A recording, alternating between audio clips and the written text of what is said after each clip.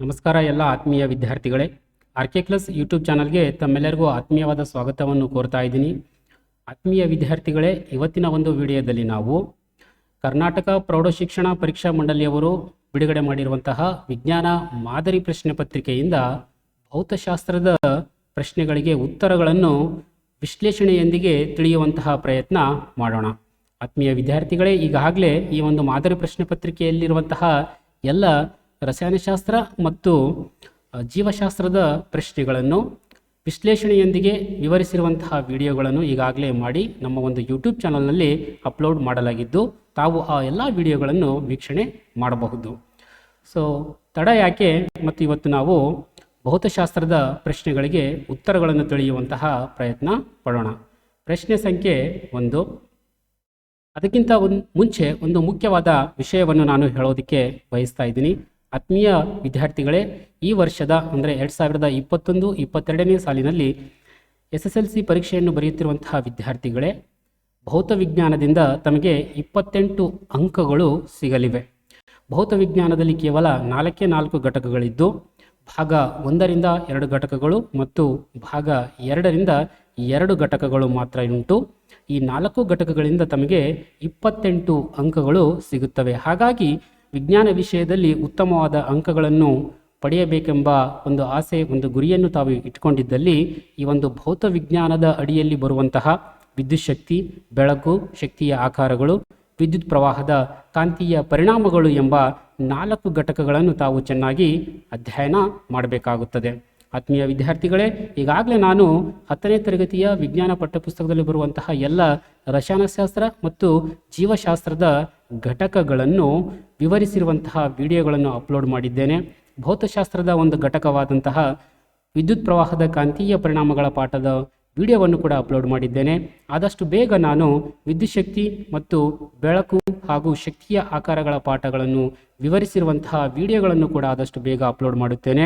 ಹಾಗಾಗಿ ನಮ್ಮ ಚಾನಲನ್ನು ಸಬ್ಸ್ಕ್ರೈಬ್ ಮಾಡಿಟ್ಕೊಂಡು ನೋಟಿಫಿಕೇಷನನ್ನು ಆನ್ ಮಾಡಿಟ್ಕೊಂಡಿದ್ರೆ ನಾನು ಮಾಡುವಂತಹ ಎಲ್ಲ ವಿಡಿಯೋಗಳ ಒಂದು ನೋಟಿಫಿಕೇಷನ್ ತಮಗೆ ಫೋನಿಗೆ ಬರುತ್ತೆ. ತಾವು ಉಚಿತವಾಗಿ ಎಲ್ಲ ವಿಡಿಯೋಗಳನ್ನು ನೋಡಿಕೊಂಡು ಪರೀಕ್ಷೆಗಳಲ್ಲಿ ಉತ್ತಮವಾದಂತಹ ಅಂಕಗಳನ್ನು ಪಡೆಯಬಹುದು.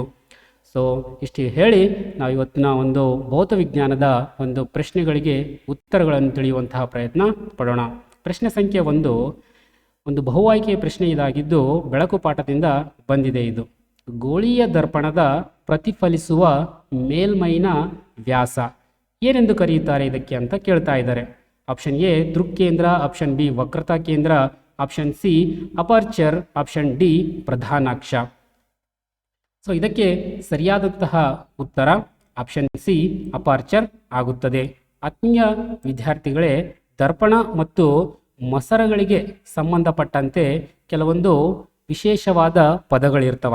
ಆ ಪದಗಳ ಬಗ್ಗೆ ನಾವು ಸರಿಯಾಗಿ ನೋಡ್ಕೋಬೇಕಾಗುತ್ತದೆ. ಆ ವಿಶೇಷ ಪದಗಳು ಯಾವುವು, ಆ ಪದಗಳ ಅರ್ಥವನ್ನು ಒಂದು ಸ್ವಲ್ಪ ಸಂಕ್ಷಿಪ್ತವಾಗಿ ತಿಳಿಯುವಂತಹ ಪ್ರಯತ್ನ ಈಗ ನಾವು ಮಾಡೋಣ. ನೋಡಿ, ದರ್ಪಣಕ್ಕೆ ಸಂಬಂಧಿಸಿರುವಂತಹ ಕೆಲವೊಂದು ಪ್ರಮುಖ ಪದಗಳು. ಮೊದಲನೇದು ದರ್ಪಣದ ಧ್ರುವ, ವಕ್ರತಾ ಕೇಂದ್ರ, ವಕ್ರತಾ ತ್ರಿಜ್ಯ, ಅದೇ ರೀತಿಯಲ್ಲಿ ಪ್ರಧಾನಾಕ್ಷ, ಅದೇ ರೀತಿಯಲ್ಲಿ ದ್ಯುತಿರಂಧ್ರ. ಈ ಎಲ್ಲವೂ ಕೂಡ ಈ ಒಂದು ಮಸೂರ ಅಥವಾ ದರ್ಪಣಕ್ಕೆ ಸಂಬಂಧಪಟ್ಟಂಥ ಕೆಲವೊಂದು ವಿಶೇಷವಾದ ಪದಗಳಿರ್ತವ. ಈ ಪದಗಳ ಅರ್ಥವನ್ನು ತಾವು ಖಂಡಿತವಾಗಿ ತಿಳ್ಕೊಂಡಿರಬೇಕಾಗುತ್ತದೆ. ಇಲ್ಲಿ ನಮಗೆ ಕೇಳಿದ್ದು ಏನಪ್ಪ ಅಂದರೆ, ಅವರು ದರ್ಪಣದ ಪ್ರತಿಫಲಿಸುವ ಮೇಲ್ಮೈ ವ್ಯಾಸವನ್ನು ಏನೆಂದು ಕರೆಯುತ್ತೇವೆ ಅಂತ ಕೇಳಿದ್ದಾರೆ. ನೋಡ್ರಿ, ದರ್ಪಣದ ಪ್ರತಿಫಲಿಸುವ ಮೇಲ್ಮೈ ವ್ಯಾಸವನ್ನು ನಾವು ದ್ಯುತಿರಂಧ್ರ ಅಂಥೇಳಿ ನಾವು ಕರೆಯುತ್ತೇವೆ. ದ್ಯುತಿರಂಧ್ರ ಅಥವಾ ಅಪರ್ಚರ್ ಅಂತ ಕೂಡ ಇದನ್ನು ನಾವು ಕರೆಯುತ್ತೇವೆ. ಹಾಗಾಗಿ ಇಲ್ಲಿ ಸರಿಯಾದ ಉತ್ತರ ಮೊದಲನೇ ಪ್ರಶ್ನೆಗೆ ಅಪರ್ಚರ್ ಆಗುತ್ತದೆ. ಅದೇ ರೀತಿಯಲ್ಲಿ ಈ ಒಂದು ಮಾದರಿ ಪ್ರಶ್ನೆ ಪತ್ರಿಕೆಯಲ್ಲಿ ದ್ಯುತಿರಂಧ್ರದ ಬಗ್ಗೆ ಕೇಳಿದ್ದಾರೆ. ಆಮೇಲೆ ನಂತರದಲ್ಲಿ ಪ್ರಧಾನಾಕ್ಷದ ಬಗ್ಗೆ ಕೇಳಬಹುದು. ಮುಂದೆ ಬರುವಂತಹ ವಾರ್ಷಿಕ ಪರೀಕ್ಷೆಗಳಲ್ಲಿ ದರ್ಪಣದ ಧ್ರುವದ ಬಗ್ಗೆ ಬರ್ಬೋದು, ವಕ್ರತಾ ಕೇಂದ್ರದ ಬಗ್ಗೆ ಬರ್ಬೋದು, ವಕ್ರತಾ ತ್ರಿಜ್ಯದ ಬಗ್ಗೆ ಕೂಡ ಕೇಳ್ಬೋದು. ಹಾಗಾಗಿ ಇಲ್ಲಿ ಬರುವಂತಹ ಕೆಲವೊಂದು ವಿಶೇಷ ಪದಗಳಿರ್ತವ. ಆ ಪದಗಳ ಬಗ್ಗೆ ತಾವು ಸರಿಯಾಗಿ ಓದ್ಕೊಂಡು ನೆನ್ಪಿಟ್ಕೋಬೇಕಾಗುತ್ತದೆ. ಆದಷ್ಟು ಬೇಗ ಈ ಒಂದು ಬೆಳಕು ಪಾಠದ ಮೇಲೆ ವಿಡಿಯೋವನ್ನು ಕೂಡ ನಾನು ಮಾಡಿ ಹಾಕುತ್ತೇನೆ. ಆ ವಿಡಿಯೋದಲ್ಲಿ ನಾವು ಈ ಎಲ್ಲ ಪದಗಳ ಬಗ್ಗೆ ವಿವರವಾಗಿ ಚರ್ಚೆ ಮಾಡುತ್ತಾ ಹೋಗೋಣ. ಈಗ ಅಪರ್ಚರ್ ಅಥವಾ ದ್ಯುತಿರಂಧ್ರ ಅಂದರೆ ತಮಗೆ ಗೊತ್ತಾಗಿರ್ಬೋದು ಅಂತ ನಾನು ಅಂದ್ಕೊಂಡಿದ್ದೇನೆ. ದರ್ಪಣದ ಅದು ನಿಮ್ನ ದರ್ಪಣ ಆಗಿರ್ಬೋದು ಅಥವಾ ಪೀಣ ದರ್ಪಣ ಆಗಿರ್ಬೋದು. ಪ್ರತಿಫಲಿಸುವ ಮೇಲ್ಮೈ ಇರುತ್ತದಲ್ಲ, ಅದರ ವ್ಯಾಸವನ್ನು ಅಂದರೆ ಇಲ್ಲಿ ಎಕ್ಸ್ ಮತ್ತು ವಾಯ್ ನಡುವಿನ ದೂರ ಇದೆಯಲ್ಲ, ಈ ಎಕ್ಸ್ ಮತ್ತು ವಾಯ್ ನಡುವಿನ ದೂರ ಇದೆಯಲ್ಲ, ಅದನ್ನು ನಾವು ದ್ಯುತಿರಂಧ್ರ ಅಥವಾ ಅಪರ್ಚರ್ ಅಂಥೇಳಿ ನಾವು ಕರೆಯುತ್ತೇವೆ, ನೆನ್ಪಿಟ್ಕೋಬೇಕು. ಪ್ರಶ್ನೆ ಸಂಖ್ಯೆ 2. ಒಂದು ವಿದ್ಯುತ್ ಮೋಟಾರ್ನ 220 ವೋಲ್ಟ್ ವಿದ್ಯುತ್ ಆಕಾರದಿಂದ 5 ಆಂಪೇರ್ ವಿದ್ಯುತ್ ಪ್ರವಾಹವನ್ನು ತೆಗೆದುಕೊಳ್ಳುತ್ತದೆ. ಮೋಟಾರ್ನ ಸಾಮರ್ಥ್ಯ ಏನು? ಮೋಟಾರ್ನ ಸಾಮರ್ಥ್ಯವನ್ನು ಇಲ್ಲಿ ನಮಗೆ ಕೊಡ್ತಾ ಇದ್ದಾರೆ. ಸೊ ಸಾಮರ್ಥ್ಯವನ್ನು ಕಂಡುಹಿಡಿಯುವಂಥ ಸೂತ್ರ ನಾನು ಹೇಳುತ್ತೇನೆ. ಆ ಸೂತ್ರದ ಪ್ರಕಾರ ಈ ಒಂದು ಪ್ರಶ್ನೆಗೆ ತಾವು ಬಿಡಿಸಿ ಉತ್ತರವನ್ನು ಕೆಳಗಡೆ ಕಮೆಂಟ್ ಮಾಡಿ. ತುಂಬ ಸಿಂಪಲ್ ಆಗಿರುವಂತಹ ಒಂದು ಲೆಕ್ಕ ಇದೆ, ಸಮಸ್ಯೆ. ಇದನ್ನು ತಾವು ಸುಲಭವಾಗಿ ಬಿಡಿಸಬಹುದು. ಏನಿದೆ ಇದಕ್ಕೆ ಸೂತ್ರಪ್ಪ ಅಂದರೆ P = VI, ಅಂದರೆ ವಿ ಮತ್ತು ಐ. ವಿ ಗೊತ್ತಿದೆ ನಮಗೆ, ಐ ಗೊತ್ತಿದೆ. ಅಂದರೆ ವಿ ಕೊಟ್ಟಿದ್ದಾರೆ, ಐ ಕೊಟ್ಟಿದ್ದಾರೆ. ವಿ ಇಂಟು ಐ ಮಾಡಬೇಕು, 220 × 5 ಮಾಡಬೇಕು. ಸೊ ಬರುವ ಉತ್ತರ ಏನಾಗಿರುತ್ತದೆ? ಆ ಮೋಟಾರಿನ ಸಾಮರ್ಥ್ಯ ಆಗುತ್ತದೆ. ಸೊ ಇದನ್ನು ಬಿಡಿಸಿ ತಾವು ಕೆಳಗಡೆ ಉತ್ತರವನ್ನು ಕಮೆಂಟ್ ಮಾಡಿ. ನೆಕ್ಸ್ಟ್ 3ನೇ ಒಂದು ಪ್ರಶ್ನೆ, 1 ಅಂಕದ ಪ್ರಶ್ನೆ ಇದಾಗಿದ್ದು ಮತ್ತೆ ಬೆಳಕು ಪಾಠದಿಂದ ಬಂದಿದೆ. ಒಂದು ಗೋಳೀಯ ದರ್ಪಣದ ಸಂಗಮ ದೂರ 15 ಸೆಂಟಿಮೀಟರ್ ಆಗಿದೆ. ಸಂಗಮ ದೂರವನ್ನು ಕೊಟ್ಟಿದ್ದಾರೆ, ಎಫ್ ಕೊಟ್ಟಿದ್ದಾರೆ. ವಕ್ರತಾ ತ್ರಿಜ್ಯವನ್ನು ಕಂಡುಹಿಡಿಯಿರಿ. ನೋಡಿ, ವಕ್ರತಾ ತ್ರಿಜ್ಯವನ್ನು ಕಂಡುಹಿಡಿಯುವ ಸೂತ್ರವನ್ನು ಕೂಡ ನಾನೀಗ ಹೇಳುತ್ತೇನೆ. ನೀವು ಇದನ್ನು ಕೂಡ ಬಿಡಿಸಿ ಕೆಳಗಡೆ ಉತ್ತರವನ್ನು ಕಮೆಂಟ್ ಮಾಡಿ. ಸೊ ವಕ್ರತಾ ತ್ರಿಜ್ಯವನ್ನು ಕಂಡುಹಿಡಿಯುವಂಥ ಸೂತ್ರ, ವಕ್ರತಾ ತ್ರಿಜ್ಯವನ್ನು ನಾವು ಆರ್ ನಿಂದ ಸೂಚಿಸುತ್ತೇವೆ. R = 2f. ಸೊ ಯಾವಾಗ ಎಫ್ ಕೊಟ್ಟಿರ್ತಾರೋ ಈ ಒಂದು ಫಾರ್ಮುಲಾವನ್ನು ಹಾಕ್ಕೊಂಡು ನಾವು ಸಂಗಮ ದೂರವನ್ನು ಈಸಿಯಾಗಿ ಕಂಡುಹಿಡಿಯಬಹುದು. ವಕ್ರತಾ ತ್ರಿಜ್ಯದ ಸೂತ್ರ ಆರ್ = 2f. ಸೊ ನಾವು ಆರ್ ಕಂಡುಹಿಡಿಯಬೇಕು, ವಕ್ರತಾ ತ್ರಿಜ್ಯವನ್ನು ಕಂಡುಹಿಡಿಯಬೇಕು. 2 ಅಂದರೆ ಸ್ಥಾನದಲ್ಲಿ 2ನೇ ಬರೀಬೇಕು, ಎಫ್ ಸ್ಥಾನದಲ್ಲಿ ಏನು ಬರೀಬೇಕು? 15 ಬರೀಬೇಕು. ಸೊ 2 × 15. ಸೊ ಉತ್ತರ ಗೊತ್ತಾಯ್ತು ಅನ್ಕೊಂಡಿದ್ದೀನಿ. ಸೊ ಉತ್ತರವನ್ನು ಕೆಳಗಡೆ ಕಮೆಂಟ್ ಮಾಡಿ. ಸೊ ನೆನ್ಪಿಟ್ಟಬೇಕು, ವಕ್ರತಾ ತ್ರಿಜ್ಯವನ್ನು ಕಂಡುಹಿಡಿಯುವ ಸೂತ್ರ ಏನು? R, ABCD alphabet R. R = 2 × f. 2f. F ಕೊಟ್ಟಿದ್ದಾರೆ, 15 ಇದೆ, 15 × 2, 15 × 2, 15ರಲ್ಲೇ ಎಷ್ಟಾಗುತ್ತೆ ಆ ಉತ್ತರವನ್ನು ಬರೆದು ಕೆಳಗಡೆ ಕಮೆಂಟ್ ಮಾಡಿ. ಸೊ 4ನೇ ಒಂದು ಪ್ರಶ್ನೆ, ಪಳೆಯುಳಿಕೆ ಇಂಧನಗಳ ಯಾವುದಾದರೂ 2 ಅನಾನುಕೂಲತೆಗಳನ್ನು ತಿಳಿಸಿ. ತುಂಬ ಸುಲಭವಾಗಿರುವಂತಹ ಮತ್ತೊಂದು ಪ್ರಶ್ನೆ ಬಂದಿದೆ. ಶಕ್ತಿಯ ಆಕಾರಗಳಿಂದ ಪಾಠದಿಂದ ಬಂದಿರುವಂತಹ ಒಂದು ಪ್ರಶ್ನೆ. ಪಳೆಯುಳಿಕೆ ಇಂಧನಗಳು ಅನಾನುಕೂಲತೆಗಳನ್ನು ಹೇಳಬೇಕು. ಪಳೆಯುಳಿಕೆ ಇಂಧನಗಳೆಂದರೆ ಯಾವುದು? ಅದೇ ಪೆಟ್ರೋಲ್, ಡೀಸೆಲ್, ಸೀಮೆ ಎಣ್ಣೆ ಇವುಗಳನ್ನು ದಹಿಸಿದಾಗ ಯಾವೆಲ್ಲ ರೀತಿಯ ಅನಾನುಕೂಲಗಳು ಉಂಟಾಗುತ್ತವೆ ನಿಮಗೆ ಗೊತ್ತೇ ಇರಬಹುದು. ಇವುಗಳನ್ನು ದಹಿಸಿದಾಗ ಇವುಗಳಿಂದ ಸಾಕಷ್ಟು ಪ್ರಮಾಣದಲ್ಲಿ ಹೊಗೆ ಬಿಡುಗಡೆಯಾಗುತ್ತದೆ. ಆ ಹೊಗೆಯಲ್ಲಿ ಮಾಲಿನ್ಯಕಾರಕಗಳಿರ್ತವೆ. ಆ ಮಾಲಿನ್ಯಕಾರಕಗಳಿಂದ ನಮಗೆ ವಾಯು ಮಾಲಿನ್ಯ ಆಗುತ್ತದೆ, ಪರಿಸರ ಮಾಲಿನ್ಯ ಆಗುತ್ತದೆ, ಜಾಗತಿಕ ತಾಪದ ಏರಿಕೆ ಉಂಟಾಗುತ್ತದೆ, ಆಮ್ಲ ಮಳೆ ಉಂಟಾಗುತ್ತದೆ. ಹೀಗೆ ನಾನಾ ರೀತಿಯಲ್ಲಿ ಅನಾನುಕೂಲತೆಗಳು ಉಂಟಾಗುತ್ತವೆ. ಸೊ ಇಲ್ಲಿ 2 ಅನಾನುಕೂಲತೆಗಳು ಕೇಳಿದ್ದಾರೆ. ಅತ್ಯಂತ ಸುಲಭವಾಗಿ ಇದಕ್ಕೆ ತಾವು ಉತ್ತರವನ್ನು ಬರೆಯಬಹುದು ಅಂತ ನನಗೆ ಅನಿಸ್ತಾ ಇದೆ. ನೆಕ್ಸ್ಟ್ 5ನೇ ಒಂದು ಪ್ರಶ್ನೆ, ವಿದ್ಯುತ್ ಮಂಡಲ ಎಂದರೇನು? ತುಂಬ ಸಿಂಪಲ್ ಆಗಿರುವಂತಹ ಮತ್ತೊಂದು ಪ್ರಶ್ನೆ ಬಂತು. ಸೊ ಈ ವಿದ್ಯುತ್ ಶಕ್ತಿ ಪಾಠದಿಂದ ಕೆಲವೊಂದು ಕಾನ್ಸೆಪ್ಟ್ಗಳ ಮೇಲೆ, ಅಂದರೆ ವಿದ್ಯುತ್ ಮಂಡಲ ಎಂದರೇನು, ವಿದ್ಯುತ್ ರೋಧ ಎಂದರೇನು, ವಿಭವಾಂತರ ಎಂದರೇನು, ವಿದ್ಯುತ್ ಸಾಮರ್ಥ್ಯ ಎಂದರೇನು, ವಿದ್ಯುತ್ ಪ್ರವಾಹ ಎಂದರೇನು, ಈ ರೀತಿಯ ಪ್ರಶ್ನೆಗಳು ಬರ್ತಾ ಇರ್ತವೆ. ನೆನ್ಪಿಟ್ಕೋಬೇಕು ತಾವುಗಳು.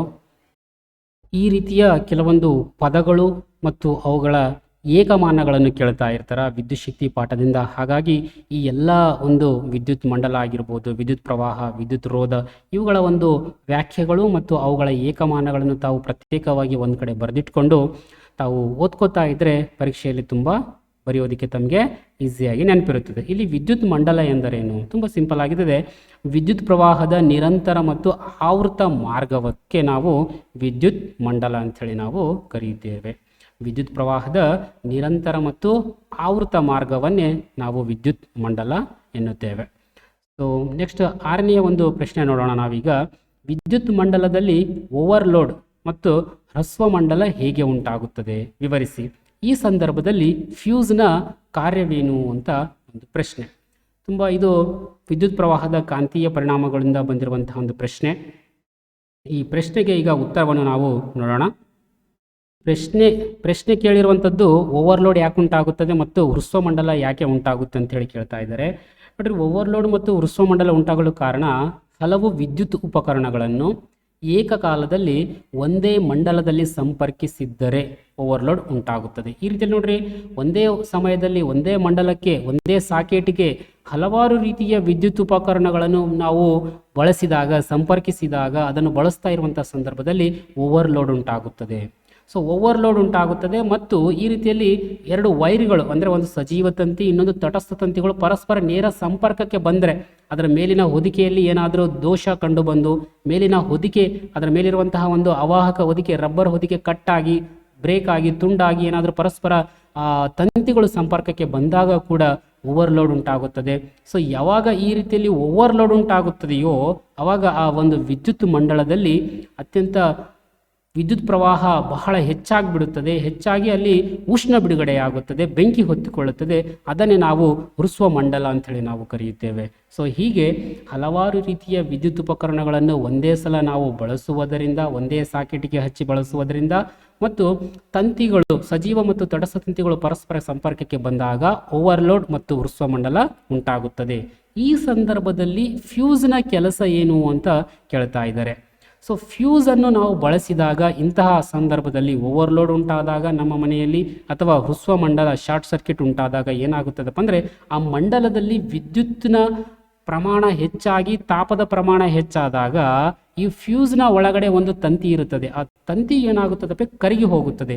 ಯಾವಾಗ ತಂತಿ ಕರಗಿ ಹೋಗುತ್ತದೆಯೋ ಮನೆಯಲ್ಲಿ ಆ ವಿದ್ಯುತ್ ಸಂಪರ್ಕ ನಿಂತು ಹೋಗುತ್ತದೆ. ವಿದ್ಯುತ್ ಸಂಪರ್ಕ ನಿಂತು ಹೋಗುವುದರಿಂದ ನಮ್ಮ ಮನೆಗೆ ಒಂದು ಹೃಸ್ವ ಮಂಡಲ ಶಾರ್ಟ್ ಸರ್ಕ್ಯೂಟ್ ಆಗೋದು ತಪ್ಪೋಗುತ್ತದೆ ಮತ್ತು ನಮ್ಮ ಮನೆಯ ವಿದ್ಯುತ್ ಉಪಕರಣಗಳಿಗೆ ಯಾವುದೇ ರೀತಿಯ ಹಾನಿಯಾಗದಂತೆ ಆ ಉಪಕರಣಗಳ ರಕ್ಷಣೆ ಕೂಡ ಆಗುತ್ತದೆ. ಹಾಗಾಗಿ ನಾವು ಮನೆಯಲ್ಲಿ ಕಂಪಲ್ಸರಿ ಫ್ಯೂಸ್ಗಳನ್ನು ಬಳಸಬೇಕಾಗುತ್ತದೆ.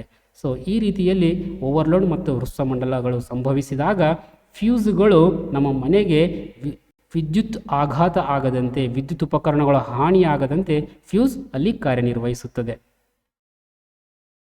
ಪ್ರಶ್ನೆ ಸಂಖ್ಯೆ 7, ಜೈವಿಕ ಅನಿಲ ಸ್ಥಾವರದ ಸಾಂಕೇತಿಕ ಚಿತ್ರ. ಇದು ಶಕ್ತಿಯ ಆಕಾರಗಳಿಂದ ಬಂದಿರುವಂತಹ ಒಂದು ಪಾಠ ಆಗಿದ್ದು ತಾವು ಚಿತ್ರವನ್ನು ಹಾಕಬೇಕಾಗುತ್ತದೆ. ಸೊ ಪರೀಕ್ಷೆಯಲ್ಲಿ ಉತ್ತಮ ಅಂಕಗಳು ತೆಗಿಬೇಕು ಅಥವಾ ಪರೀಕ್ಷೆಯಲ್ಲಿ ಜಸ್ಟ್ ಪಾಸ್ ಆಗಬೇಕು, ಕೇವಲ 28 ಅಂಕಗಳೊಂದಿಗೆ ಪಾಸ್ ಆಗಬೇಕಂತ ಅಂದ್ಕೊಂಡಿದ್ರೂ ಕೂಡ ತಾವುಗಳು ಚಿತ್ರಗಳನ್ನು ಪ್ರಾಕ್ಟೀಸ್ ಮಾಡಲೇಬೇಕಾಗುತ್ತದೆ. ಸುಮಾರು ಈ ಸಲದ ಒಂದು ವಾರ್ಷಿಕ ಪರೀಕ್ಷೆಯಲ್ಲಿ 26 ಚಿತ್ರಗಳು ತಮಗೆ ಪರೀಕ್ಷೆಗೆ ಬರಬಹುದಾದಂತಹ ಸಂಭವನೀಯ ಚಿತ್ರಗಳಿದೆ. ಆ ಎಲ್ಲ ಚಿತ್ರಗಳನ್ನು ಕೂಡ ತಾವು ಹಾಕುವುದಕ್ಕೆ ತಮಗೆ ಬರಲೇಬೇಕು. ಮತ್ತು ಭಾಗಗಳನ್ನು ಗುರುತಿಸುವುದು ಕೂಡ ತುಂಬ ಇಂಪಾರ್ಟೆಂಟ್ ಆಗುತ್ತದೆ. ಯಾಕಂದರೆ ಚಿತ್ರಕ್ಕೆ ಅಂಕಗಳು ಕೂಡ ಇರುತ್ತವೆ, ಭಾಗಗಳನ್ನು ಕೂಡ ಕನ್ಸಿಡರ್ ಮಾಡಿ ತಮಗೆ ಅಂಕಗಳನ್ನು ಕೊಡ್ತಾರೆ. ಕೇವಲ ನೀವು ಚಿತ್ರವನ್ನು ಹಾಕಿದರೆ ತಮಗೆ ಸಂಪೂರ್ಣವಾದಂತಹ ಒಂದು ಅಂಕಗಳು ಬರುವುದಿಲ್ಲ. ಇನ್ನು ಪ್ರಶ್ನೆ ಸಂಖ್ಯೆ 8, 40 ಓಮ್ ರೋಧ ಹೊಂದಿರುವ ಒಂದು ವಿದ್ಯುತ್ ದೀಪ 8 ಓಮ್ ರೋಧವನ್ನು ಹೊಂದಿರುವ ವಾಹಕವನ್ನು ಸರಣಿಯಲ್ಲಿ 12 ವ್ಯಾಟ್ನ ಬ್ಯಾಟರಿಗೆ ವಿದ್ಯುತ್ ಮಂಡಲದಲ್ಲಿ ಜೋಡಿಸಲಾಗಿದೆ. ಮಂಡಲದ ಒಟ್ಟು ರೋಧ ಕಂಡುಹಿಡಿಯಬೇಕು ನಾವು ಮತ್ತು ವಿದ್ಯುತ್ ಪ್ರವಾಹವನ್ನು ಕಂಡುಹಿಡಿಯಬೇಕು. ಒಟ್ಟು ರೋಧ ಅಂದರೆ R ಕಂಡುಹಿಡಿಯಬೇಕು. ಸೊ ಇದಕ್ಕೆ ಸೂತ್ರವನ್ನು ಕೂಡ ನಾನು ಹೇಳುತ್ತೇನೆ. ಸೊ ಇದನ್ನು ನೀವು ಬಿಡಿಸಿ ಕೆಳಗಡೆ ಉತ್ತರವನ್ನು ಕಮೆಂಟ್ ಮಾಡಿ. ತುಂಬ ಈಸಿಯಾಗಿದೆ ಇದಕ್ಕೆ. ಸೊ ವಿದ್ಯುತ್ ಪ್ರವಾಹವನ್ನು ಕೂಡ ಕಂಡುಹಿಡಿಯಬೇಕು ನಾವು. ಸೊ ಒಟ್ಟು ರೋಧ ಕಂಡುಹಿಡಿಯಬೇಕು. ರೋಧ ಕಂಡುಹಿಡಿಯುವ ಸೂತ್ರ ಏನಿದೆ? ಸೊ ಇಲ್ಲಿ ರೋಧಕಗಳು ಅಥವಾ ವಾಹಕಗಳನ್ನು ಹೇಗೆ ಜೋಡಿಸಿದ್ದಾರೆ? ಸರಣಿಯಲ್ಲಿ ಜೋಡಿಸಿದ್ದಾರೆ. ಸರಣಿಯಲ್ಲಿ ಒಂದು ವಾಹಕಗಳು ಅಥವಾ ರೋಧಕ ಇದ್ದಾಗ ನಾವು ರೋಧವನ್ನು ಕಂಡುಹಿಡಿಯುವ ಸೂತ್ರ ಏನು? R = R+1 R+1 R2 + R3 ಅಂದರೆ ಪ್ಲಸ್ ಮಾಡ್ತಾ ಹೋಗಬೇಕು. R = R1 + R2 + R3 + so ಎಷ್ಟು ರೋಧಕಗಳು ಇರ್ತವೆ ಹಾಗೆ ಪ್ಲಸ್ ಮಾಡ್ತಾ ಹೋಗಬೇಕು. ಇಲ್ಲಿ ಎಷ್ಟು ರೋಧಕಗಳಿವೆ? ಕೇವಲ 2 ಇವೆ. ಹಾಗಾಗಿ R = R1 + R2 ಅಂತ ಮಾಡ್ಕೋಬೇಕಾಗುತ್ತದೆ. R1 ಅಂದರೆ ಏನು? 40 ಪ್ಲಸ್ R2 ಅಂದ್ರೆ ಏನು? 8 ಓಮ್. ಸೊ ಎರಡನ್ನು ಕೂಡಿಸಿದರೆ ಆಯಿತು, ಒಟ್ಟು ರೋಧ ಸಿಗುತ್ತದೆ ನಮಗೆ. ಸೊ ಒಟ್ಟು ರೋಧ ಗೊತ್ತಾಯಿತು ನಮಗೆ. ಸೊ ಎಷ್ಟು ಅಂತ ನೀವು ಕೆಳಗಡೆ ಕಮೆಂಟ್ ಮಾಡಿ. ಮತ್ತೇನು ಕೇಳಿದರೆ? ವಿದ್ಯುತ್ ಪ್ರವಾಹ. ವಿದ್ಯುತ್ ಪ್ರವಾಹ ಕಂಡುಹಿಡಿಯುವ ಸೂತ್ರ ಏನು? I = V/R. I = V/R. So ನಮಗೆ ವಿ ಅವರು ಕೊಟ್ಟಿದ್ದಾರೆ 12, ವಿ 12, V/R. ವಿ ಅಂದರೆ ಎಷ್ಟು? 12. V/R. R ಜಾಗದಲ್ಲಿ ಏನು ಬರೀಬೇಕು ನಾವು? ಇಲ್ಲಿ ಒಟ್ಟು ರೋಧ ಆಲ್ರೆಡಿ ಕಂಡುಹಿಡಿದಿದ್ದೇವೆ ನಾವು. ಆ ರೋಧವನ್ನು ನೀವು ಇಲ್ಲಿ ಬರೆಯಬೇಕಾಗುತ್ತದೆ. I = V/R ಹಾಕಿ ಅದನ್ನು ಬಿಡಿಸಿ ನೀವು ಉತ್ತರವನ್ನು ಕೆಳಗಡೆ ಕಮೆಂಟ್ ಮಾಡಿ. ತುಂಬ ಈಸಿಯಾಗಿದೆ. ನೆಕ್ಸ್ಟ್ ಮುಂದಿನ ಒಂದು ಪ್ರಶ್ನೆ ಕಡೆಗೆ ನಾವು ಹೋಗೋಣ. 9ನೇ ಒಂದು ಪ್ರಶ್ನೆ, ಪೀನಮಸೂರದ ಮುಂದೆ 2f ಗಿಂತ ದೂರದಲ್ಲಿ ವಸ್ತುವನ್ನಿರಿಸಿದಾಗ ಉಂಟಾಗುವ ಪ್ರತಿಬಿಂಬದ ರಚನೆಯ ರೇಖಾಚಿತ್ರವನ್ನು ಬರೆಯಿರಿ. ಚಿತ್ರದ ಸಹಾಯದಿಂದ ಪ್ರತಿಬಿಂಬದ ಸ್ಥಾನ ಮತ್ತು ಸ್ವಭಾವಗಳನ್ನು ತಿಳಿಸಿ. ನೋಡ್ರಿ, ಇದು ಚಿತ್ರ ಇದೆ. ಆ ಚಿತ್ರವನ್ನು ಕೂಡ ನಾನು ನಿಮಗೆ ತೋರಿಸ್ತಾ ಇದ್ದೀನಿ. ಪೀನಮಸೂರಕ್ಕೆ ಸಂಬಂಧಪಟ್ಟಿರುವಂತಹ ಒಂದು ಚಿತ್ರ ಇದೆ. ಸೊ ಪ್ರಶ್ನೆ ಏನಿತ್ತಪ್ಪ ಅಂದರೆ ಪೀನಮಸೂರದಲ್ಲಿ, ಸೊ ಇದೆಲ್ಲ ಪೀನಮಸೂರಕ್ಕೆ ಸಂಬಂಧಪಟ್ಟಿರುವಂತಹ ಚಿತ್ರ ಇದೆ. ನಮ್ಮ ಪಠ್ಯಪುಸ್ತಕದಲ್ಲಿ ಚಿತ್ರ ಸಂಖ್ಯೆ ಕೂಡ ಇಲ್ಲಿದೆ 10.16 ಅಂತೇಳಿ. ವಸ್ತುವನ್ನು ವಿಭಿನ್ನ ಸ್ಥಾನಗಳಲ್ಲಿ ಪೀನಮಸೂರದಿಂದ ಉಂಟಾಗುವ ಪ್ರತಿಬಿಂಬದ ಸ್ವಭಾವ, ಸ್ಥಾನ ಮತ್ತು ಗಾತ್ರ. ಓಕೆ, ಸೊ ಅಲ್ಲಿ ಪ್ರಶ್ನೆ ಏನು ಕೇಳಿದ್ರಪ್ಪ ಅಂದರೆ, ಒಂದು ವಸ್ತುವನ್ನು 2f ಗಿಂತ ದೂರದಲ್ಲಿ 2f1 ಗಿಂತ ದೂರದಲ್ಲಿ ಪೀನಮಸೂರದಲ್ಲಿ ಇಟ್ಟಾಗ ಅಲ್ಲಿ ಯಾವ ರೀತಿಯ ಒಂದು ಪ್ರತಿಬಿಂಬ ಬರುತ್ತದೆ, ಪ್ರತಿಬಿಂಬದ ಗಾತ್ರ, ಪ್ರತಿಬಿಂಬದ ಸ್ವಭಾವವನ್ನು ಅವರು ನಮಗೆ ಕೇಳಿದ್ರು. ಹೌದಾ? ಸೊ ಇಲ್ಲಿ ನೀಟಾಗಿ ನಿಮಗೆ ಈ ಟೇಬಲ್ ಸರಿಯಾಗಿ ನೀವು ನೆನ್ಪಿಟ್ಕೋಬೇಕು ಮತ್ತು ಈ 6 ಚಿತ್ರಗಳನ್ನು ಕೂಡ ತಾವು ಸರಿಯಾಗಿ ನೆನ್ಪಿಟ್ಕೋಬೇಕು. ಪರೀಕ್ಷೆಗೆ ಬರಬಹುದಾದಂತಹ ಸಂಭವನೀಯ ಚಿತ್ರಗಳಿದಾಗಿದ್ದು, ಈ ಒಂದು ಮಾದರಿ ಪ್ರಶ್ನೆ ಪತ್ರಿಕೆಯಲ್ಲಿ ಈ ಒಂದು ಚಿತ್ರವನ್ನು ಕೇಳಿದ್ದಾರೆ, ಬಿ ಚಿತ್ರವನ್ನು ಕೇಳಿದ್ದಾರೆ. ನೋಡ್ರಿ, ಇಲ್ಲಿ ವಸ್ತುವನ್ನು 2f1 ಗಿಂತ ದೂರದಲ್ಲಿ ಅಂದರೆ ಇಲ್ಲಿ 2f1 ಇದೆ, 2f ಗಿಂತ ದೂರದಲ್ಲಿ ಅಂದರೆ ಅದು ಹಿಂದೆ ಇಟ್ಟಾಗ ಸೊ ಪ್ರತಿಬಿಂಬ ಎಲ್ಲಿ ಬೀಳ್ತಾ ಇದೆ, ಆ ಪ್ರತಿಬಿಂಬದ ಎಂತಹ ಲಕ್ಷಣಗಳು ಅಂತ ಕೇಳ್ತಾ ಇದ್ದಾರೆ. ಹೌದಾ? ಮತ್ತು ಅದನ್ನು ಚಿತ್ರವನ್ನು ಹಾಕಿ ಕೊಡ ಅಂತ ಹೇಳ್ತಾ ಇದ್ದಾರೆ. ಇಲ್ಲಿ 6 ಚಿತ್ರಗಳು ಹಾಕಬಾರ್ದು, ಕೇವಲ ಬಿ ಈ ಒಂದು ಚಿತ್ರ ಮಾತ್ರ ಹಾಕಬೇಕಾಗುತ್ತದೆ. ಅವ್ರು ಕೇಳಿದ್ದೇನೋ, ವಸ್ತುವನ್ನು ಪೀನಮಸೂರದಲ್ಲಿ 2f ಗಿಂತ ದೂರದಲ್ಲಿ ಇಟ್ಟಾಗ 2f1 ಗಿಂತ ದೂರದಲ್ಲಿ ಇಟ್ಟಾಗ ಅಲ್ಲಿ ಯಾವ ರೀತಿಯ ಪ್ರತಿಬಿಂಬ ಬೀಳುತ್ತದೆ ಅದನ್ನು ಚಿತ್ರದೊಂದಿಗೆ ತಿಳಿಸಿರಿ ಅಂತ ಕೇಳ್ತಾ ಇದ್ದಾರೆ. ಹಾಗಾಗಿ ಇಲ್ಲಿ ಬಿ ಹಾಕಬೇಕು. ನೋಡ್ರಿ, ಇಲ್ಲಿ ವಸ್ತುವನ್ನು ಇಲ್ಲಿ ಇಟ್ಟಿದ್ದೇವೆ ನಾವು. ನೋಡ್ರಿ, ಪ್ರತಿಬಿಂಬ ಇಲ್ಲಿ ಬೀಳ್ತಾ ಇದೆ. ಸೊ ಪ್ರತಿಬಿಂಬ ಹೇಗಿದೆ? ತಲೆ ಕೆಳಗಾಗಿದೆ. ನೋಡ್ರಿ, ಬಾಣದ ಗುರುತು ಮೊದಲು ಮೇಲಿತ್ತು, ಈಗ ಬಾಣದ ಗುರುತು ಯಾವ ಕಡೆ ಆಗಿದೆ? ಕೆಳಗಾಗಿದೆ. ಅಂದ್ರೆ ಇದರ ಅರ್ಥ ಏನು? ಪ್ರತಿಬಿಂಬ ತಲೆ ಕೆಳಗಾದ ಪ್ರತಿಬಿಂಬ ಆಗಿದೆ. ಮತ್ತು ಇದು ಎಂತಹ ಪ್ರತಿಬಿಂಬ? ಸತ್ಯ ಪ್ರತಿಬಿಂಬವಾಗಿದೆ. ನೋಡ್ರಿ, ಇಲ್ಲಿದೆ ನೋಡ್ರಿ, ಸತ್ಯ ಮತ್ತು ತಲೆ ಕೆಳಗಾದ ಪ್ರತಿಬಿಂಬ. ಮತ್ತು ಪ್ರತಿಬಿಂಬ ನೋಡ್ರಿ ಸ್ವಲ್ಪ ಚಿಕ್ಕದಿದೆ, ಬಹಳಷ್ಟು ಚಿಕ್ಕದಿಲ್ಲ, ಆದರೆ ಸ್ವಲ್ಪ ಇದಕ್ಕಿಂತ ಈ ಒಂದು ಬಾಣದ ಗುರುತು ಸ್ವಲ್ಪ ಚಿಕ್ಕದಾಗಿದೆ. ಪ್ರತಿಬಿಂಬ ಎಲ್ಲಿ ಮೂಡಿದೆ? F2 ಮತ್ತು 2f2 ಮಧ್ಯದಲ್ಲಿ. ನೋಡ್ರಿ, F2 ಮತ್ತು 2f2ಗಳ ನಡುವೆ ಪ್ರತಿಬಿಂಬವು ಮೂಡಿರುತ್ತದೆ. ಪ್ರತಿಬಿಂಬ ನಮಗೆ ಇಲ್ಲಿ ಸಿಗುತ್ತದೆ ಅಂತ ಅರ್ಥ. ಸೊ ಈ ಒಂದು ಪರೀಕ್ಷೆಯಲ್ಲಿ ಈ ಒಂದು ಚಿತ್ರದ ಬಗ್ಗೆ ಕೇಳಿದ್ದಾರೆ. ನೆಕ್ಸ್ಟ್ ನಿಮಗೆ ಇದರ ಬಗ್ಗೆ ಎ ಬಗ್ಗೆ ಕೇಳಬಹುದು, ಸಿ ಬಗ್ಗೆ ಕೇಳಬಹುದು, ಡಿ ಬಗ್ಗೆ ಕೇಳಬಹುದು, ಇ ಬಗ್ಗೆ ಕೇಳಬಹುದು, ಎಫ್ ಬಗ್ಗೆ ಕೇಳಬಹುದು. ಹಾಗಾಗಿ ಇದಿಷ್ಟು ಚಿತ್ರಗಳು ಮತ್ತು ಇದಿಷ್ಟು ಟೇಬಲ್ ಅನ್ನು ತಾವು ಸರಿಯಾಗಿ ನೆನ್ಪಿಟ್ಕೋಬೇಕು, ಪ್ರಾಕ್ಟೀಸ್ ಮಾಡಬೇಕು. ಯಾಕಂದರೆ ಬೆಳಕು ಪಾಠದಿಂದ ತಮಗೆ 10 ರಿಂದ 12 ಅಂಕಗಳು ಸಿಗುವಂತಹ ಒಂದು ಪಾಠ ಆಗಿದೆ. ಯಾವುದೇ ಕಾರಣಕ್ಕೂ ಈ ಪಾಠವನ್ನು ನೆಗ್ಲೆಕ್ಟ್ ಮಾಡಬಾರ್ದು. ಮತ್ತೆ ಮತ್ತೆ ಓದಬೇಕು, ಮತ್ತೆ ಪ್ರಾಕ್ಟೀಸ್ ಮಾಡಬೇಕು. ಈ ರೇಖಾಚಿತ್ರಗಳನ್ನೆಲ್ಲ ಪ್ರಾಕ್ಟೀಸ್ ಮಾಡ್ತಾ ಇರಬೇಕಾಗುತ್ತದೆ. ಕಂಪಲ್ಸರಿ ಈ ರೇಖಾಚಿತ್ರ ಯಾವುದಾದ್ರೂ ಒಂದು ಬಂದೇ ಬರುತ್ತದೆ. ಒಂದು ಪೀನಮಸೂರದ ಮೇಲೆ ಬರ್ಬೋದು, ನಿಮ್ನಮಸೂರದ ಮೇಲೆ ಬರ್ಬೋದು, ಇನ್ನೊಂದು ಪೀನ ದರ್ಪಣದ ಮೇಲೆ ಆದರೂ ಬರ್ಬೋದು. ಸೊ ಅದಕ್ಕಾಗಿ ಈ ರೇಖಾಚಿತ್ರಗಳನ್ನು ತಾವು ಸರಿಯಾಗಿ ಪ್ರಾಕ್ಟೀಸ್ ಮಾಡಿಟ್ಕೋಬೇಕು. ಎಲ್ಲೆಲ್ಲಿ ವಸ್ತುವನ್ನು ಇಟ್ಟಾಗ ಪ್ರತಿಬಿಂಬ ಎಲ್ಲಿ ಮೂಡುತ್ತದೆ, ಆ ಪ್ರತಿಬಿಂಬದ ಗಾತ್ರ ಹೇಗಿರುತ್ತದೆ, ಆ ಪ್ರತಿಬಿಂಬದ ಸ್ವಭಾವ ಹೇಗೆ ಇರುತ್ತದೆ ಎನ್ನುವುದರ ಬಗ್ಗೆ ಖಂಡಿತವಾಗಿಯೂ ಪ್ರಶ್ನೆ ಬಂದೇ ಬರುತ್ತದೆ. ಮುಂದಿನ ಒಂದು ಪ್ರಶ್ನೆ ನೋಡ್ರಿ, ಇದು 9ನೇ ಪ್ರಶ್ನೆಯಲ್ಲಿ ಪೀನಮಸೂರದ ರೇಖಾಚಿತ್ರ ಹಾಕೋದಕ್ಕೆ ಕೇಳಿದ್ರು, ಅಥವಾ ಅಂತ ಒಂದು ಆಯ್ಕೆ ಕೂಡ ಕೊಟ್ಟಿದ್ದಾರೆ. ಆದರೆ ಅದು ಕೂಡ ನಿಮ್ನ ದರ್ಪಣದ ಕುರಿತಾಗಿರುವಂತಹ ಒಂದು ರೇಖಾಚಿತ್ರವನ್ನೇ ಹಾಕಬೇಕಾಗಿದೆ. ಸೊ ನಿಮ್ನ ದರ್ಪಣದ ಮುಂದೆ ಸಿಯಿಂದ ದೂರದಲ್ಲಿ ವಸ್ತುವನ್ನು ಇರಿಸಿದಾಗ ಉಂಟಾಗುವ ಪ್ರತಿಬಿಂಬದ ರಚನೆಯ ರೇಖಾಚಿತ್ರವನ್ನು ಬರೆಯಿರಿ. ಚಿತ್ರದ ಸಹಾಯದಿಂದ ಪ್ರತಿಬಿಂಬದ ಸ್ಥಾನ ಮತ್ತು ಸ್ವಭಾವಗಳನ್ನು ತಿಳಿಸಿ. ನೋಡ್ರಿ, ಇದರ ಒಂದು ರೇಖಾಚಿತ್ರವನ್ನು ಕೂಡ ನಾನು ನಿಮಗೀಗ ತೋರಿಸ್ತೇನೆ. ನೋಡಿ, ಇದು ನಿಮ್ನ ದರ್ಪಣಕ್ಕೆ ಸಂಬಂಧಿಸಿರುವಂತಹ ರೇಖಾಚಿತ್ರಗಳು ಕೂಡ 6 ಇರ್ತವ. ಪೀನಮಸೂರಕ್ಕೆ ಸಂಬಂಧಿಸಿರುವಂತಹ ರೇಖಾಚಿತ್ರಗಳು 6, ನಿಮ್ನ ದರ್ಪಣಕ್ಕೆ ಸಂಬಂಧಿಸಿರುವಂತಹ ರೇಖಾಚಿತ್ರಗಳು ಕೂಡ 6. ಹಾಗಾದರೆ ಈ ಒಂದು ಯಾವ ರೇಖಾಚಿತ್ರವನ್ನು ಹಾಕಬೇಕು ಈಗ ನಾವು? ಅವ್ರು ಕೇಳಿದ್ದಾರೆ ಪ್ರಶ್ನೆಯಲ್ಲಿ ಏನು, ಒಂದು ವಸ್ತುವನ್ನು ಸಿಯಿಂದ ದೂರದಲ್ಲಿ ಇಟ್ಟಾಗ ನಿಮ್ನ ದರ್ಪಣದಲ್ಲಿ ಯಾವ ರೀತಿಯ ಪ್ರತಿಬಿಂಬ ಬೀಳ್ತಾ ಇದೆ, ಅದರ ಸ್ವಭಾವ, ಚಿತ್ರ ಮತ್ತು ಗಾತ್ರವನ್ನು ಬರೆಯಿರಿ ಅಂತ ಕೇಳ್ತಾ ಇದ್ದಾರೆ. ನೋಡ್ರಿ, ಸಿಯಿಂದ ದೂರದಲ್ಲಿ ಇಟ್ಟಾಗ ಎಲ್ಲಿದೆ ನೋಡ್ರಿ, ಇದು ಕೂಡ ಬಿ ಚಿತ್ರನೇ ಆಗಿದೆ. ಇಲ್ಲಿದೆ ನೋಡ್ರಿ ಸಿ. ಹೌದಾ? ಸಿ ಅಂದ್ರೆ ಏನಿದೆ? ವಕ್ರತಾ ಕೇಂದ್ರ. ಹೌದಾ? ಸೊ ಇಲ್ಲಿಂದ ಇಲ್ಲಿಂದ ದೂರದಲ್ಲಿ, ಸಿಯಿಂದ ದೂರದಲ್ಲಿ ಅಂದರೆ ಇಲ್ಲಿ ಒಂದು ವಸ್ತುವನ್ನು ಇಟ್ಟಾಗ ಯಾವ ರೀತಿಯ ಪ್ರತಿಬಿಂಬ ಸಿಗ್ತಾ ಇದೆ, ಅದರ ಸ್ವಭಾವವೇನು ಅಂತ ನಮಗೆ ಕೇಳ್ತಾ ಇದ್ದಾರೆ. ನೋಡಿ, ಪ್ರತಿಬಿಂಬ ಎಲ್ಲಿ ಬೀಳಿದೆ, ಇಲ್ಲಿ ಬೀಳ್ದಿದೆ ನೋಡ್ರಿ. ಬಾಣದ ಗುರುತು ಮೇಲ್ಗಡೆ ಇದೆ, ಬಾಣದ ಗುರುತು ಈಗ ಪ್ರತಿಬಿಂಬದ ಬಾಣದ ಗುರುತು ಅಂದರೆ ಕೆಳಗಡೆ ಇದೆ, ಅಂದರೆ ಇದು ತಲೆ ಕೆಳಗಾದ ಪ್ರತಿಬಿಂಬನೆ ಮತ್ತು ಸತ್ಯವಾದ ಪ್ರತಿಬಿಂಬನೆ. ನೋಡ್ರಿ, ಪ್ರತಿಬಿಂಬ ನೋಡ್ರಿ ಚಿಕ್ಕದಾಗಿದೆ, ಹೌದಾ ಇಲ್ಲ? ನೋಡ್ರಿ, ಸಿಯಿಂದ ದೂರದಲ್ಲಿ ಇಟ್ಟಾಗ ಪ್ರತಿಬಿಂಬ ಯಾವ ರೀತಿಯಲ್ಲಿದೆ, ಚಿಕ್ಕದಾಗಿದೆ, ಮತ್ತು ಯಾವ ರೀತಿಯಲ್ಲಿದೆ, ತಲೆ ಕೆಳಗಾಗಿದೆ ಪ್ಲಸ್ ಸತ್ಯವಾಗಿದೆ. ಅದರ ಜೊತೆಯಲ್ಲಿ ಎಫ್ ಮತ್ತು ಸಿಯ ನಡುವೆನೇ ಉಂಟಾಗಿದೆ, ಹೌದಿಲ್ಲ? ಇದು ಎಫ್ ಮತ್ತು ಇದು ಸಿ, ಎಫ್ ಮತ್ತು ಸಿ ನಡುವೆ ಪ್ರತಿಬಿಂಬ ಬಿದ್ದಿದೆ, ಹೌದಾ? ಈ ಚಿತ್ರವನ್ನು ಮಾತ್ರ ತಾವು ಹಾಕಬೇಕಾಗುತ್ತದೆ. ಇಷ್ಟು ಚಿತ್ರ ಹಾಕಿದರ ಸ್ವಭಾವಗಳನ್ನು ಬರೆದರೆ ತಮಗೆ 3 ಅಂಕಗಳು ಸಿಗುತ್ತವೆ. ತುಂಬ ಈಸಿಯಾಗಿ ನೀವು ಅಂಕಗಳನ್ನು ಗಳಿಸಬಹುದು. ಮುಂದಿನ ಪ್ರಶ್ನೆ, 10ನೇ ಪ್ರಶ್ನೆ, ವಿದ್ಯುತ್ ವಿಭವಾಂತರ ಎಂದರೇನು? ವಿಭವಾಂತರದ SI ಏಕಮಾನ ಯಾವುದು? ವಿಭವಾಂತರವನ್ನು ಅಳೆಯಲು ಬಳಸುವ ಸಾಧನವನ್ನು ಹೆಸರಿಸಿ.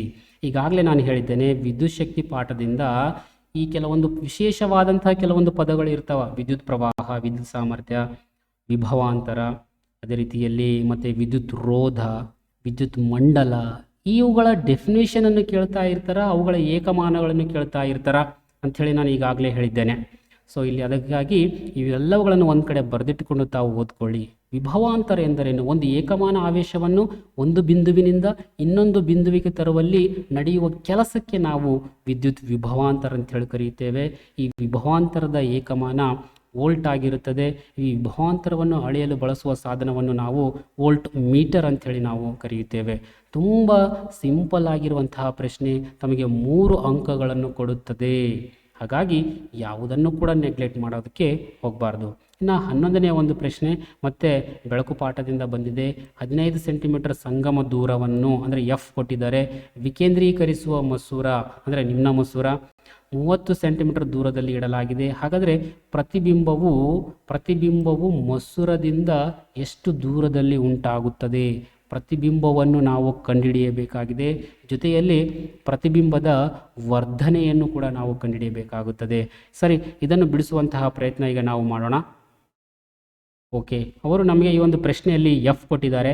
F 15 centimetre. ಸೊ ಇದು ನಿಮ್ನ ಮಸೂರ ಇರುವುದರಿಂದ ಅದನ್ನು ನಾವು ಮೈನಸ್ನಲ್ಲಿ ತಗೋಬೇಕು. ಅದರ ಜೊತೆಯಲ್ಲಿ ಸೊ ಇದು ಯು ಕೊಟ್ಟಿದ್ದಾರೆ, ಹೌದಾ? ಯು ಎಷ್ಟು ಕೊಟ್ಟಿದ್ದಾರೆ? 30 ಸೆಂಟಿಮೀಟರ್. ನೋಡಿ, 15 ಸೆಂಟಿಮೀಟರ್ ಸಂಗಮ ದೂರವನ್ನು ಹೊಂದಿರುವ ಒಂದು ವಿಕೇಂದ್ರೀಕರಿಸುವ ಮಸೂರ ಅಂದರೆ ನಿಮ್ನ ಮಸೂರದಿಂದ ಒಂದು ವಸ್ತುವಿನ ದೂರ ಕೊಟ್ಟಿದ್ದಾರೆ. ಹಾಗಾದರೆ ಪ್ರತಿಬಿಂಬದ ದೂರ ವಿ ಅಂದ್ರೇನು? ಪ್ರತಿಬಿಂಬದ ದೂರ ಕಂಡುಹಿಡಿಯಬೇಕು. ಜೊತೆಯಲ್ಲಿ ವರ್ಧನೆ ಅಂದರೆ ಎಂ ಕೂಡ ನಾವು ಈಗ ಕಂಡುಹಿಡಿಯಬೇಕು. ಸೊ ಎಫ್ ಮತ್ತು ಯು ಗೊತ್ತಾದಾಗ ನಾವು ಮೊದಲು ವಿ ಕಂಡುಹಿಡಿಯಬೇಕಾಗುತ್ತದೆ. ವಿ ಕಂಡುಹಿಡಿದ ನಂತರ ನಾವು ಎಂ ಅನ್ನು ಕಂಡುಹಿಡಿಯಬೇಕು, ಅಂದರೆ ವರ್ಧನೆಯನ್ನು ಆ ನಂತರದಲ್ಲಿ ಕಂಡುಹಿಡಿಯಬೇಕು. ಸೊ ಇದಕ್ಕೆ ಇರುವಂತಹ ಸೂತ್ರ ಏನು, ಫಾರ್ಮುಲಾ ಏನು? 1/v minus 1/u is equal to 1/f. So ನಾವು ಏನು ಕಂಡುಹಿಡಿಯಬೇಕಾಗಿದೆ, ಹೌದಾ? 1/v ಕಂಡುಹಿಡಿಯಬೇಕು. ಹಾಗಾಗಿ 1/v ಅನ್ನು ನಾವು ಪ್ರತ್ಯೇಕವಾಗಿ ಇಟ್ಕೊಂಡು 1/f ಪ್ಲಸ್ ಪ್ಲಸ್ ಆಗುತ್ತದೆ. ಇದು 1/f ಪ್ಲಸ್ 1/u. ಸೊ ಇದರ ಕೊಟ್ಟಿರುವಂತಹ ದತ್ತಾಂಶಗಳನ್ನೆಲ್ಲ ಆದೇಶ ಮಾಡಿ ಅದನ್ನು ನೀವು ಸರಳೀಕರಣ ಮಾಡ್ತಾ ಹೋದಂಗೆಲ್ಲ ನೀವು ನೋಡಬಹುದು ಕೂಡ ಇಲ್ಲಿ. ಸೊ ವಿ ಬೆಲೆ ನಮಗೆ ಸಿಗುತ್ತದೆ. ವಿ ಬೆಲೆ ಎಷ್ಟು ಸಿಗುತ್ತದೆ? -10 ಬರುತ್ತದೆ. ಸೊ ಇಷ್ಟು ಫಾರ್ಮುಲಾ ನೆನ್ಪಿಟ್ಕೊಂಡ್ರೆ ಸಾಕು. ದತ್ತಾಂಶಗಳನ್ನೆಲ್ಲ ಹಾಕ್ತಾ ಹೋಗಬೇಕು. ಅದನ್ನು ಸಿಂಪಲ್ ಮ್ಯಾಥ್ಸ್ ಇದೆ, ದೊಡ್ಡ ಲೆಕ್ಕಗಳಿಲ್ಲ. ಇಲ್ಲಿ ಸಿಂಪಲ್ ಆಗಿ ಬಿಡಿಸ್ತಾ ಹೋಗಬೇಕಾಗುತ್ತದೆ. ಅಂಶವನ್ನು ತೆಗೆದುಕೊಂಡು ಛೇದ ಹೊಡಿತಾ ಹೋದಂಗೆಲ್ಲ ಬರುವಂತಹ ಉತ್ತರ ವಿ = -10 ಸಿಗುತ್ತದೆ ನಮಗೆ. ಸೊ ಇಲ್ಲಿ ಪ್ರತಿಬಿಂಬದ ದೂರ ಎಷ್ಟು ಅಂತ ಕೇಳಿದರೆ -10 ಸೆಂಟಿಮೀಟರ್ ಅಂಥೇಳಿ ನಾವು ಹೇಳಬೇಕಾಗುತ್ತದೆ. ಇನ್ನು ವರ್ಧನೆ m = v/u. ಸೊ ವಿ ಗೊತ್ತಾಯಿತು ನಮಗೆ. ವಿ ಎಷ್ಟು ಬಂತು? -10. ಯು ಆಲ್ರೆಡಿ ಕೊಟ್ಟಿದ್ದಾರೆ ನಮಗೆ -30.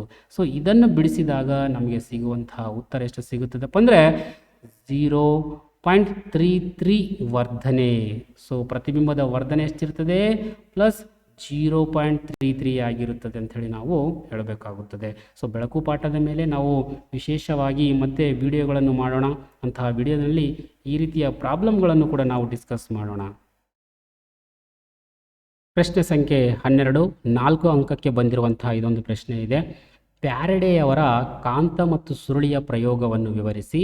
ಈ ಪ್ರಯೋಗದ ಸಹಾಯದಿಂದ ವಿದ್ಯುತ್ಕಾಂತೀಯ ಪ್ರೇರಣೆಯನ್ನು ನಿರೂಪಿಸಿ. ಸೊ ಅವರ ಪ್ರಯೋಗವನ್ನು ಬರೆಯಬೇಕು, ಆಮೇಲೆ ವಿದ್ಯುತ್ಕಾಂತೀಯ ಪ್ರೇರಣೆಯ ಒಂದು ವ್ಯಾಖ್ಯೆಯನ್ನು ಕೂಡ ಬರೀಬೇಕಾಗುತ್ತದೆ, ಅಥವಾ ಫ್ಲೆಮಿಂಗನ ಬಲಗೈ ನಿಯಮವನ್ನು ಬರೆಯಬೇಕಾಗುತ್ತದೆ. ಬರೆದು ವಿದ್ಯುಜ್ಜನಕದಲ್ಲಿ ಉತ್ಪತ್ತಿಯಾಗುವ ವಿದ್ಯುತ್ ಪ್ರವಾಹವನ್ನು ಹೇಗೆ ಹೆಚ್ಚಿಸಬಹುದು ಬರಿಬೇಕಾಗುತ್ತದೆ. ಆನಂತರದಲ್ಲಿ ವಿದ್ಯುಜ್ಜನಕ ಮತ್ತು ವಿದ್ಯುತ್ ಮೋಟರ್ಗಳಿಗಿರುವ ಯಾವುದಾದರೂ ಎರಡು ವ್ಯತ್ಯಾಸಗಳನ್ನು ಕೂಡ ನಾವು ಬರೆಯಬೇಕಾಗುತ್ತದೆ. ಸೊ ಯಾವುದಾದರೂ ಒಂದು ಪ್ರಶ್ನೆಗೆ ಮಾತ್ರ ಉತ್ತರವನ್ನು ನಾವು ಬರೀಬೇಕಾಗುತ್ತದೆ ಪರೀಕ್ಷೆಯಲ್ಲಿ. ಬಟ್ ಈಗ ನಾವು ಎರಡೂ ಪ್ರಶ್ನೆಗಳಿಗೆ ಉತ್ತರಗಳನ್ನು ಚರ್ಚೆ ಮಾಡೋಣ. ಮೈಕಲ್ ಫ್ಯಾರಡೆ ಅವರ ವಿದ್ಯುತ್ಕಾಂತೀಯ ಪ್ರೇರಣೆಯ ಪ್ರಯೋಗ. ಈಗಾಗಲೇ ನಾನು ಈ ಒಂದು ಪಾಠದ ವಿಡಿಯೋದಲ್ಲಿ ಚೆನ್ನಾಗಿ ನಮಗೆ ವಿವರಿಸಿ ಕೂಡ ಹೇಳಿದ್ದೇನೆ ಈ ಒಂದು ಪ್ರಯೋಗದ ಬಗ್ಗೆ. ನೋಡಿ, ಮೈಕಲ್ ಫ್ಯಾರಡೆ ಅವರು ತಮ್ಮ ಒಂದು ವಿದ್ಯುತ್ಕಾಂತೀಯ ಪ್ರೇರಣೆಯ ಪ್ರಯೋಗಕ್ಕೆ ಬೇಕಾಗಿರುವಂತಹ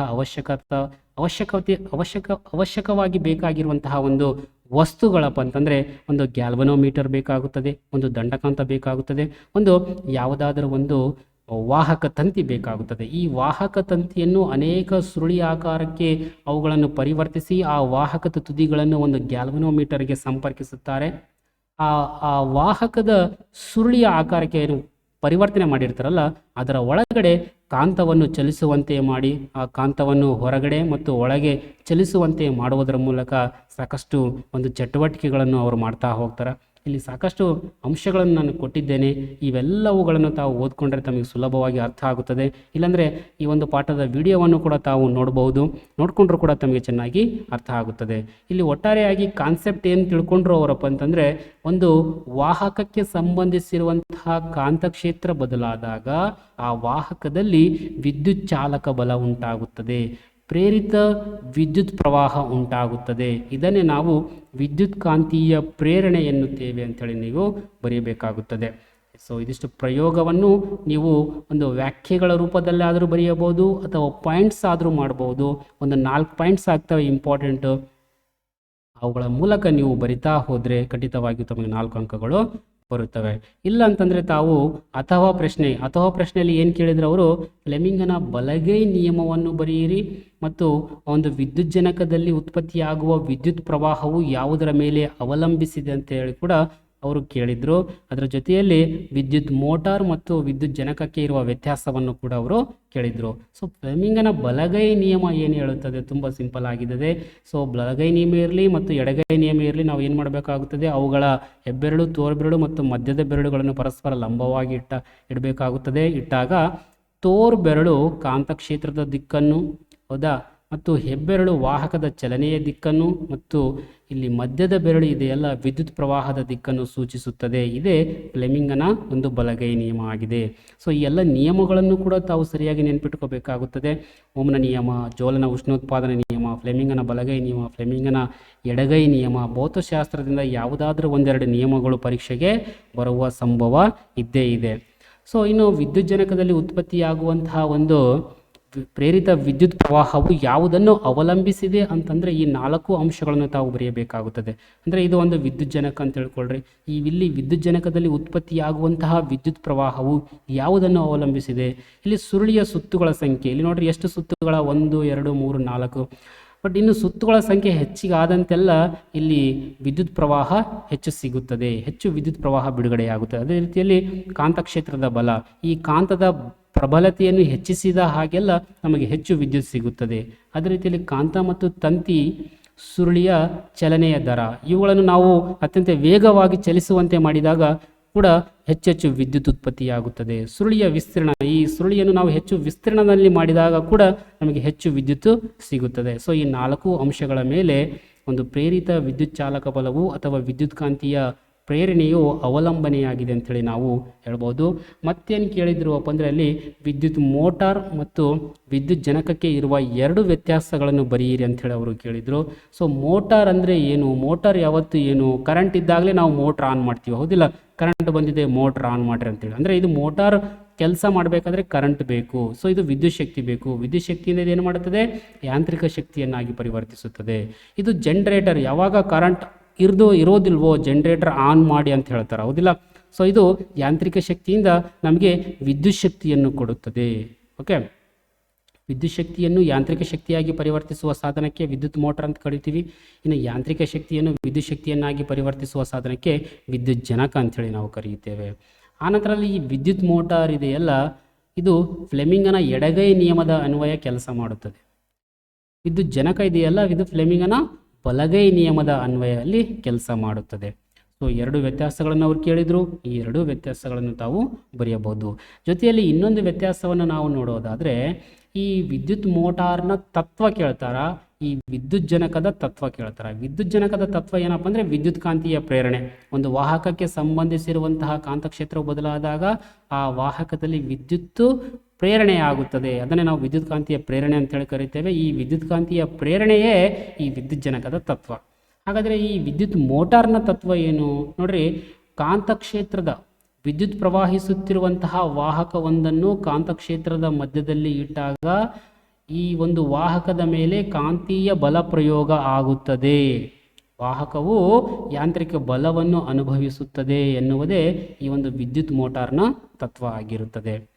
ಸೊ ಇಷ್ಟೆಲ್ಲ ತಾವು ಬರೀಬೇಕಾಗುತ್ತದೆ. ಬರೆದಾಗ ತಮಗೆ ಅಂಕಗಳು ಸಿಗುತ್ತವೆ. ಇನ್ನು ಕೊನೆಯದಾಗಿ 13ನೆಯ ಒಂದು ಪ್ರಶ್ನೆ.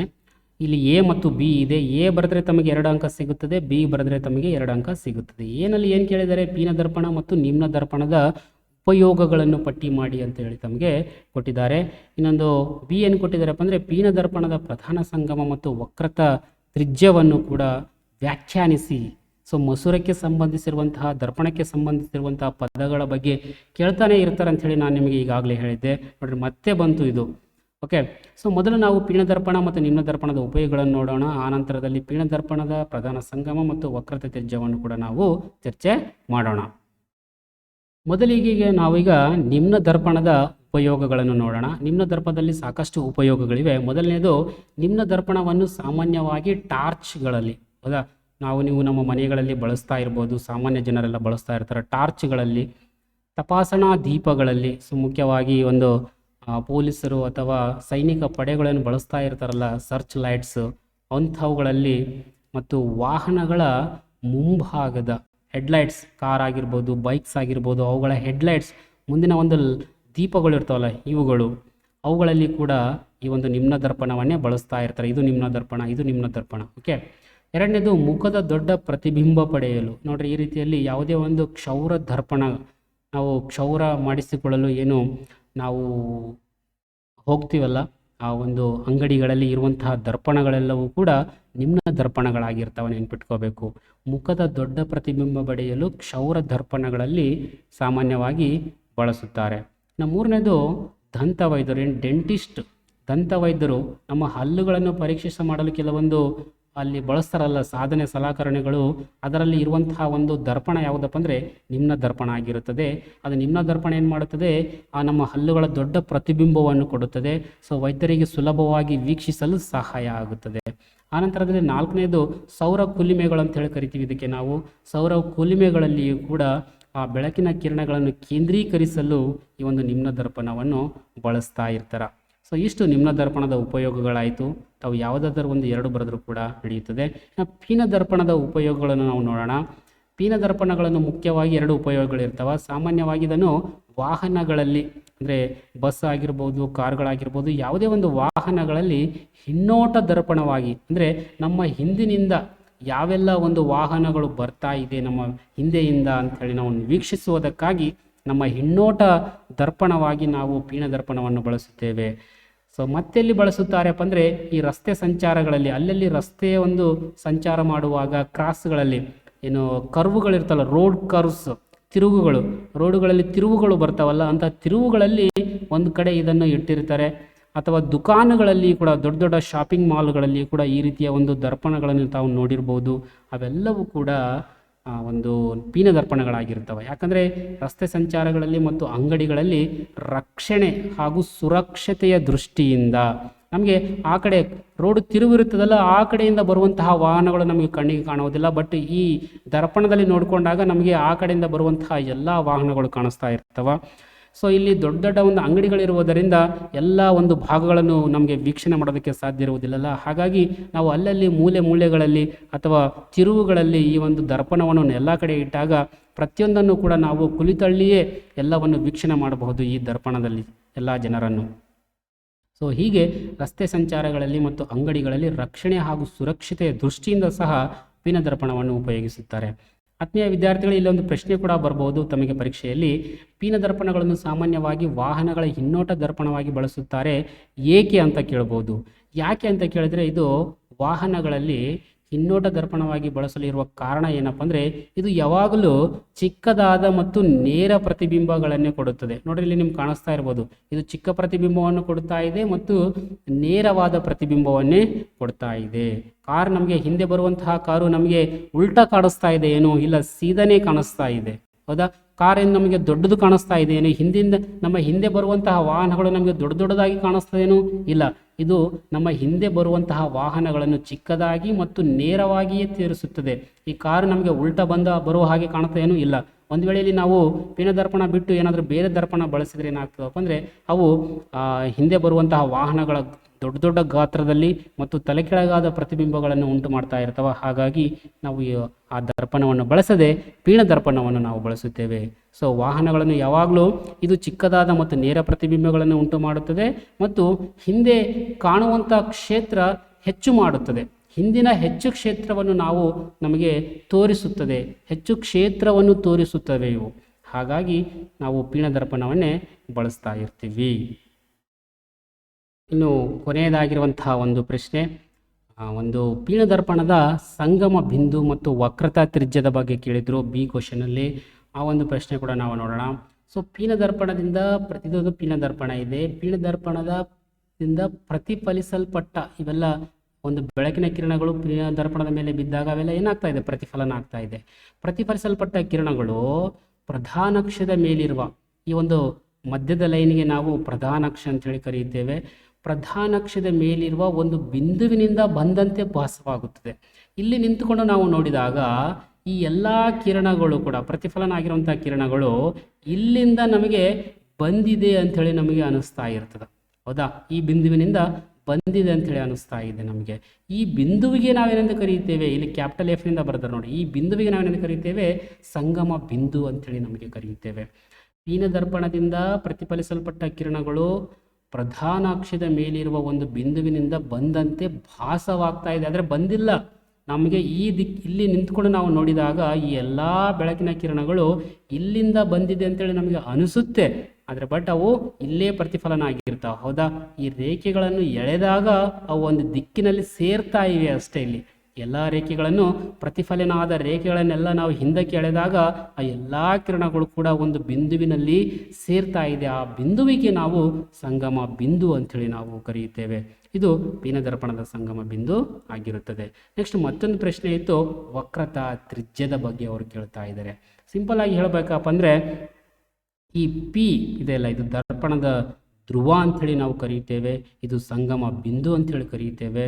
ಈ ಪಿ ಇಂದ ಸಿಗೆ ಇರುವಂತಹ ದೂರಕ್ಕೆ ನಾವು ಈ ಪಿ ಇಂದ ಸಿಗೆ ಇರುವ ದೂರಕ್ಕೆ ನಾವು ವಕ್ರತಾ ತ್ರಿಜ್ಯ ಅಂತೇಳಿ ಕೂಡ ಕರೆಯುತ್ತೇವೆ. ತಮಗೆ ಗೊತ್ತಿರಬಹುದು ಪಿ ಸಿ ದೂರಕ್ಕೆ ನಾವು, ಹೌದಾ? ಸೊ ಏನು ಕೇಳ್ತಾ ಇದ್ದಾರೆ ಅವರು, ವಕ್ರತಾ ತ್ರಿಜ್ಯನೇ ಕೇಳ್ತಾ ಇದ್ದಾರೆ, ಹೌದಾ? ಪಿ ಇಂದ ಸಿಗೆ ಇರುವ ದೂರಕ್ಕೆ ವಕ್ರತಾ ತ್ರಿಜ್ಯ.